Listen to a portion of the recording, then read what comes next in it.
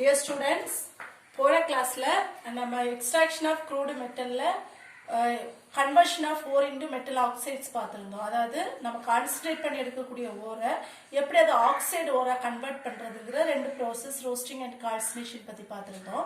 So இன்னைக்குள்ள கிளாஸ்ல என்னன்னா reduction of metal oxides to elemental metal. மெட்டல் ஆக்சைட்ல இருக்கக்கூடிய ஆக்சிஜனை ரிமூவ் பண்றதுனா தெரியும் ரிடக்ஷன், சரியா? அப்ப அந்த ரெடியூஸ் பண்ணி அந்த மெட்டல் ஆக்சைட்ஸ்ல இருக்கக்கூடிய ஆக்சிஜனை ரிமூவ் பண்ணி எப்படி மெட்டலா கன்வெர்ட் பண்றது அப்படிங்கறத பத்தி தான் இந்த கிளாஸ்ல பார்க்க போறோம். இப்போ ரிடக்ஷன் ஆஃப் மெட்டல் ஆக்சைட்ஸ்ல நம்ம என்ன பண்றோம்னு சொன்னோம், மெட்டல் ஆக்சைடு எடுத்து அதை மெட்டலா ரெடியூஸ் பண்றோம்னு சொன்னோம். ஸோ ரெடியூஸ் பண்றதுக்கு கண்டிப்பா நம்ம என்ன யூஸ் பண்ணணும், ஒரு ரெடியூசிங் ஏஜென்ட் யூஸ் பண்ணணும். அப்படிதான். அப்ப இந்த ரெடியூசிங் ஏஜென்ட்ஸ் என்னெல்லாம் யூஸ் பண்ணலாம்னா carbon monoxide, hydrogen, aluminium, sodium, இந்த மாதிரி எலிமெண்ட்ஸ் எல்லாம் நமக்கு ரெடியூசிங் ஏஜென்ட்ஸ் தான் யூஸ் பண்ணலாம். ஸோ என்னன்னு சொல்லியிருக்காங்கன்னா நம்ம எல்லா மெட்டல்ஸுக்கும் இதுல எந்த ரெடியூசிங் ஏஜென்ட்ஸ் வேணாலும் யூஸ் பண்ணலாம் அப்படின்னு சொல்ல முடியாது. ஒரு பர்டிகுலர், அதாவது ஒவ்வொரு ஓர்ஸோட நேச்சரை பொறுத்து அதுக்கு சூட்டபிளான ரெடியூசிங் ஏஜென்ட் மட்டும் தான் நமக்கு யூஸ் பண்ண முடியும். ஸோ இது டீப்பா அடுத்து எலிங்கம் டயக்ராம்ல கொடுத்துருக்காங்க, இதுக்கு அடுத்த கிளாஸ்ல நம்ம பார்க்கலாம். ஸோ இங்க ரெடியூசிங் ஏஜென்ட்ஸ் இதெல்லாம் இருக்கு. இப்போ இதுல என்ன சொல்லியிருக்காங்கன்னா, இப்போ இந்த சோடியம், பொட்டாசியம், அலுமினியம்ங்கிறது ஹை ரியாக்டிவ் மெட்டல். அப்ப இதுக்கு என்ன யூஸ் ஆகாது அப்படின்னா, ஹார்பனை நம்ம இந்த மாதிரி சோடியம், பொட்டாசியம், அலுமினியத்தை எக்ஸ்ட்ராக்ட் பண்றதுக்கு ஹார்பனை நம்ம ரெடியூசிங் ஏஜென்டா யூஸ் பண்ண முடியாது. அதே மாதிரி இந்த zinc oxide, aluminium trioxide, aluminium, இந்த மாதிரி ஓர்ஸ் எல்லாம் நம்ம இதுல இருக்கக்கூடிய மெட்டலை ரெடியூஸ் பண்றதுக்கு கார்பன் மோனாக்சைடு நமக்கு ரெடியூசிங் ஏஜென்டா யூஸ் பண்ண முடியாது. அப்போ இந்த மெட்டல் ஆக்சைடை மெட்டலா கன்வெர்ட் பண்றதுக்கு நம்ம யூஸ் பண்ணக்கூடிய ப்ரோசஸ் தான் என்னன்னு சொல்றோம்னா ஸ்மெல்டிங் ப்ரோசஸ் அப்படின்னு சொல்றோம். ஸ்மெல்டிங், அதாவது இந்த எஸ் மாத்திட்டோம்னா நமக்கு தெரியும் மெல்ட் பண்ணி அதை ஆக்சிஜனை ரிமூவ் பண்றது என்னது ஸ்மெல்டிங் ப்ரோசஸ். ஸோ நம்ம இதுல என்னெல்லாம் எடுத்துக்கிறோம்னு பாத்தீங்கன்னா, நமக்கு இருக்கக்கூடிய அந்த கான்சன்ட்ரேட்டட் ஓர் எடுத்துக்கிறோம், அது கூட ஒரு ஃபிளக்ஸ் ஆட் பண்றோம். ஃபிளக்ஸ்ங்கிறது ஒரு கெமிக்கல் சப்ஸ்டன்ஸ்னு வச்சுக்கோங்களேன். அப்போ ஒரு ஃபிளக்ஸ் ஆட் பண்றோம். இது எவ்வளவு ஹீட் பண்ணணும் அப்படின்னா எலிவேட்டட் டெம்பரேச்சர் அப்படின்னு கொடுத்துருக்காங்க. இது எலிவேட்டட் டெம்பரேச்சர் அப்படிங்கிறது இப்ப நம்ம என்ன ஓர் எடுத்திருக்கோமோ, இப்ப லெட் இருக்கட்டும், லெட் ஆக்சைடா இருக்கட்டும், இல்ல காப்பர் ஆக்சைடா இருக்கட்டும், அந்த மெட்டலோட மெல்டிங் பாயிண்டை விட அதிகமா இருக்கணும் டெம்பரேச்சர். அப்பதான் அது மெல்ட் ஆகணும். தெரியும்ல, நமக்கு மெல்டிங் பாயிண்டை விட அதிகமான டெம்பரேச்சர் கொடுத்தாதான் அந்த மெட்டலை மெல்ட் பண்ணி நம்ம ஆக்சிஜனை ரிமூவ் பண்ணி மெட்டலா எடுக்க முடியும். So it's heated at elevated temperature. Heat பண்ணும்போது அது மெட்டல் கிடைக்கிது. அப்புறம் அது ஸ்லாக். இது என்ன ஃபிளக்ஸ் ஸ்லாக்னு பார்த்தீங்கன்னா, நம்ம ஆல்ரெடி சொல்லியிருக்கோம், அந்த அந்த கான்சன்ட்ரேட்டட் ஓர்ல கேங் இருக்கும் இல்லையா, இம்பியூரிட்டிஸ் இருக்கும் அப்படின்னு சொல்லியிருக்கோம்ல. ஸோ இந்த இம்பியூரிட்டிஸ் இந்த ஃபிளக்ஸ் ஆட் பண்ணும்போது இந்த கான்சன்ட்ரேட்டட் ஓர்ல இருக்கக்கூடிய இம்பியூரிட்டிஸ் கூட இந்த ஃபிளக்ஸ் ரியாக்ட் ஆகி அங்க ஒரு ஸ்லாக ப்ரொடியூஸ் பண்ணும். ஸ்லாக்னா என்னன்னு சொல்லுவோம், கசட்டுன்னு சொல்லுவோம்ல, வேஸ்ட்.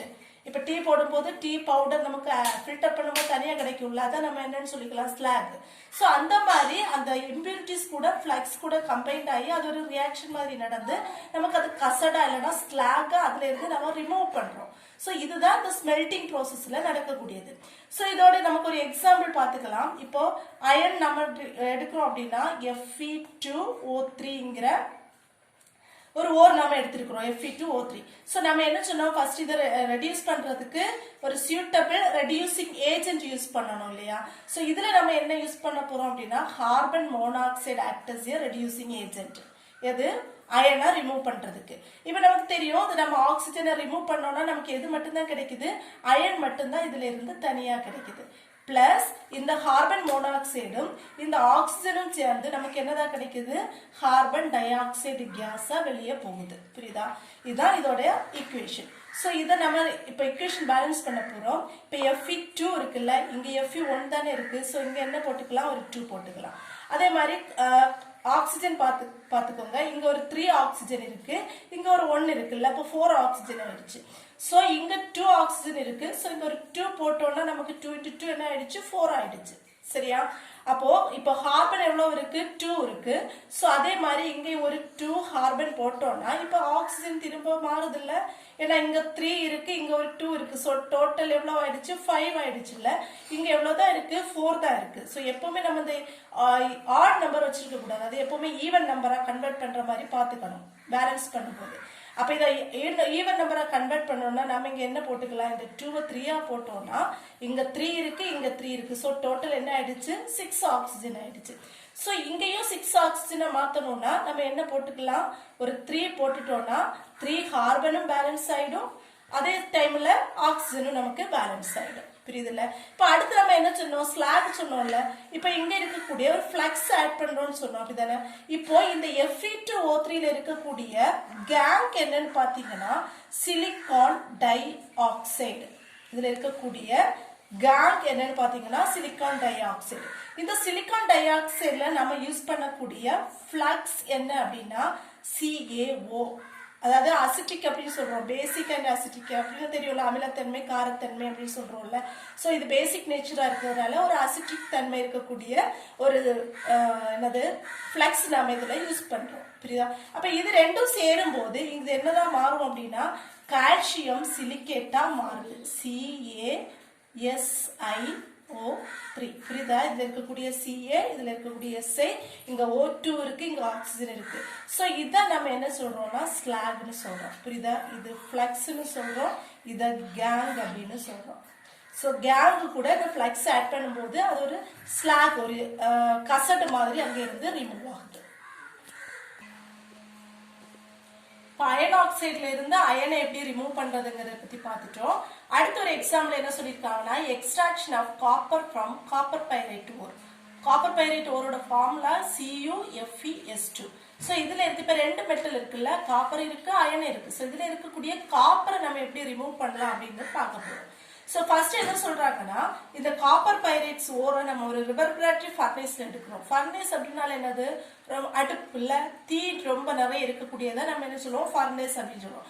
சோ அதுல எடுத்துக்கும் போது அதுல இருக்கக்கூடிய காப்பர் அதுல இருக்குதான் நம்ம அதாவது மெல்ட் ஆகி காப்பர் என்ன ஆகுது, தனியா கிடைக்குது, ஸ்லாக் தனியா போகுது. சோ இதோட ரியாக்ஷன் எப்படி நடக்குது அப்படிங்கறத பார்க்கலாம். சோ நம்ம என்ன எடுத்திருக்கோம், காப்பர் பைரைட் எடுத்திருக்கோம். Copper pyrite formula CuFeS2. So நமக்கு தெரியும் ஹீட் பண்ணும்போது எது கூட கம்பைன் ஆகுது, ஆக்சிஜன் கூட. இப்போ கம்பைன் ஆகும்போது இது என்னதான் மாறும் அப்படின்னு பாத்தீங்கன்னா ஃபர்ஸ்ட் இங்க இருக்கக்கூடிய காப்பரும் இந்த இருக்கக்கூடிய சல்ஃபரும் ரெண்டும் சேர்ந்து என்ன ஆகுதுன்னா காப்பர் சல்ஃபேடா மாறுது. காப்பர் சல்ஃபேட் பிளஸ் அப்புறம் என்னது இருக்கு, அயன் இருக்குல்ல, அயனும் இந்த சல்ஃபரும் சேர்ந்து அயன் சல்ஃபேட் பிளஸ் மீதி இருக்கக்கூடிய சல்ஃபர் இந்த ஆக்சிஜன் கூட கம்பைன் ஆகும்போது சல்ஃபர் டை ஆக்சைடு கேஸ் அதுல இருந்து ரிமூவ் ஆகுது. சோ நமக்கு ரெண்டு பை ப்ராடக்ட் மாதிரி கிடைச்சிச்சுல, FeS இருக்கு, காப்பர் சல்ஃபேட் இருக்கு. நமக்கு தேவை காப்பர் சல்ஃபேட் தான், இந்த அயன் சல்ஃபேட் நமக்கு தேவை கிடையாது, ஏன்னா நம்ம காப்பர் மெட்டல் தான் எக்ஸ்ட்ராக்ட் பண்ண போறோம். சோ இந்த அயன் சல்ஃபேட் நம்ம இங்க என்னது ஒரு இம்பியூரிட்டி மாதிரி மென்ஷன் பண்ணிக்கலாம். சோ இந்த அயன் சல்ஃபேட் நம்ம என்ன பண்ணி ஆகணும், ரிமூவ் பண்ணி ஆகணும். சோ ரிமூவ் பண்றதுக்காக திரும்ப நம்ம என்ன பண்றோம்னா இந்த அயன் சல்ஃபேட திரும்ப நம்ம ஆக்சிஜன் கூட கம்பைன் பண்றோம். ஆக்சிஜன் கூட கம்பைன் பண்ணும்போது இந்த iron sulphate is converted into iron oxide plus இதுல இருக்கக்கூடிய சல்ஃபரும் ஆக்சிஜனும் கம்பைன் ஆகும்போது இதுல இருந்து என்ன ஆகுது, சல்ஃபர் டை ஆக்சைடு ரிமூவ் ஆகுது. அப்புறம் என்ன எடுக்கிறோம்னா இந்த அயன் ஆக்சைடு எடுத்துட்டு இதுல நம்ம ஆட் பண்ணக்கூடிய, அதாவது இதுதான் இப்ப கேங் அப்படின்னு சொல்றோம், இத கேங்னு சொல்லலாம். இது கூட நம்ம என்ன ஆட் பண்ணணும், ஒரு ஃப்ளக்ஸ் ஆட் பண்ணணும்னு சொல்லியிருந்தோம், அப்படிதானே? இப்ப இங்க ஃப்ளக்ஸா இப்ப ஆட் பண்றது சிலிக்கான் டை ஆக்சைடு. இந்த சிலிக்கான் டை ஆக்சைடு கூட கம்பைன் ஆகும்போது ஒரு ஸ்லாக ப்ரொடியூஸ் பண்றேன்னு சொன்னோம்ல, அதுதான் என்ன ஸ்லாக் அப்படின்னா FeSiO2 அப்படிங்கிற ஃபெரஸ் சிலிக்கேட். அதாவது இந்த மாதிரி ஒரு ஸ்லாகா இது என்ன ஆகுது, ரிமூவ் ஆகுது. புரிஞ்சுதா? இதான் என்னது FeS நம்ம ரிமூவ் பண்றது. FeS ஃபர்ஸ்ட் FeO கன்வெர்ட் பண்றோம். கன்வெர்ட் பண்ணதுக்கு அப்புறம் தான் நம்ம என்ன பண்றோம், ஒரு ஃப்ளக்ஸ் ஆட் பண்றோம். ஃப்ளக்ஸ் ஆட் பண்ணும்போது ஃபெரோசிலிகேட் ஒரு ஸ்லாக் அங்க இருந்து ரிமூவ் ஆயிடுச்சு. சோ இப்போ FeS ரிமூவ் ஆயிடுச்சு. நமக்கு எது மட்டும்தான் இப்ப இருக்கு, காப்பர் சல்ஃபேட் மட்டும்தான் இருக்கு. இப்ப ஈக்குவேஷன் பேலன்ஸ் பண்ணிடலாமா? இப்ப காப்பர் இங்க 1 இருக்குல்ல, இங்க எவ்வளவு இருக்கு, 2 இருக்கு. சோ நம்ம இங்க என்ன போட்டுக்கலாம், 2 காப்பர் போட்டுக்கலாம். இப்போ Fe எவ்வளவு வச்சு, இங்க 2 இருக்கு, இங்க 1 தானே இருக்கு. சோ Feக்கு நம்ம இங்க என்ன போட்டு கொடுக்குறோம், ஒரு 2 போட்டு கொடுக்குறோம். இப்போ பாருங்க சல்ஃபர் இங்க 2 × 2 4 சல்ஃபர். இங்க எவ்வளவு சல்ஃபர்னு பார்க்கலாம். இங்க 1 இருக்கு, இங்க ஒரு 2 இருக்கு, சோ 3, இங்க ஒரு சல்ஃபர் 4 ஆயிடுச்சு. இப்போ ஆக்சிஜன் இங்க எவ்வளவு இருக்கு 2 இருக்கு, இங்க ஒரு 2 இருக்கு. சோ ஈக்குவேஷன் பேலன்ஸ் ஆயிடுச்சு. இதுல பாத்தீங்கன்னா இதுல ஆக்சிஜன் இங்க 3 இருக்கு, இங்க 2 தான் இருக்கு. சரியா? அப்ப எப்படி பேலன்ஸ் பண்றது? சப்போஸ் இங்க ஒரு 2 போட்டோம்னா இங்க 2 ஆக்சிஜன், இங்க 2 ஆக்சிஜன் 4 ஆயிடுங்களா? நேரமே சொன்னேன்ல, எப்பவுமே ஆட் நம்பர் இருக்க கூடாது, அதை ஈவனா மாத்தணும். சோ இங்க 4 ஆயிடுச்சு. இங்க 4 ஆக்குறதுக்காக நம்ம என்ன பண்ணிக்கலாம், ஒரு 2 போடலாம். இப்போ இங்க Fe2 ஆயிடுச்சுல்ல, சோ இங்க என்ன போட்டுக்கலாம், 2 ஆகும்போது சல்ஃபர் இங்க 2 இருக்குல்ல, சோ இங்க என்ன பண்றோம், ஒரு 2 போட்டுக்கிறோம். அப்ப சல்ஃபர் அயனும் கிளியர் ஆயிடுச்சு. இப்போ ஆக்சிஜன் செக் பண்ணுங்க. ஆக்சிஜன் 2 into 2 4, 4 plus 2 6 ஆயிடுச்சு. சோ இந்த 2 நம்ம இப்ப என்னதான் மாத்துறோம், 3 மாத்துறோம்.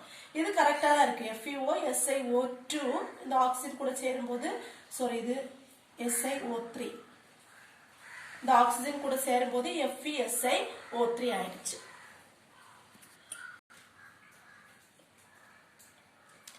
இப்ப காப்பர் சல்ஃபைடு மட்டும் நமக்கு மீதி இருக்கு. அப்படிதானே சொன்னோம். FeS நம்ம ஸ்லாக கன்வெர்ட் பண்ணிட்டோம். சோ இந்த காப்பர் சல்ஃபைடு நம்ம இதுல இருந்து காப்பர் மட்டும் தனியா எடுக்கணும். அப்ப எப்பவுமே இந்த சல்ஃபைடோட ஆக்சைடோட கன்வெர்ட் பண்ணி தான் மெட்டலை ரெடியூஸ் பண்ணி எடுக்க முடியும். புரியுதுல்ல? சல்ஃபைடு இருந்துச்சுன்னா ஃபர்ஸ்ட் கன்வெர்ட் பண்றோம், ஆக்சைடா கன்வெர்ட் பண்ணி அதுக்கப்புறம் தான் அதை ரெடியூஸ் பண்ணி மெட்டலா நமக்கு எடுக்க முடியும்.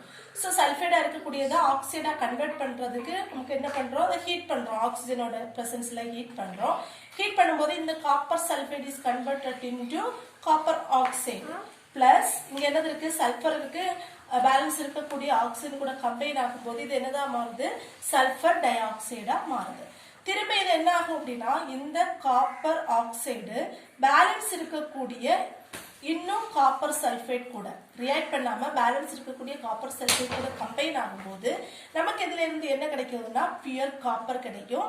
சோ அதே மாதிரி சல்ஃபரும் இங்க இருக்கக்கூடிய ஆக்சிஜன் எல்லாம் சேரும் போது திரும்பவும் சல்ஃபர் டை ஆக்சைடு கேஸ் இதுல இருந்து ரிமூவ் ஆகுது.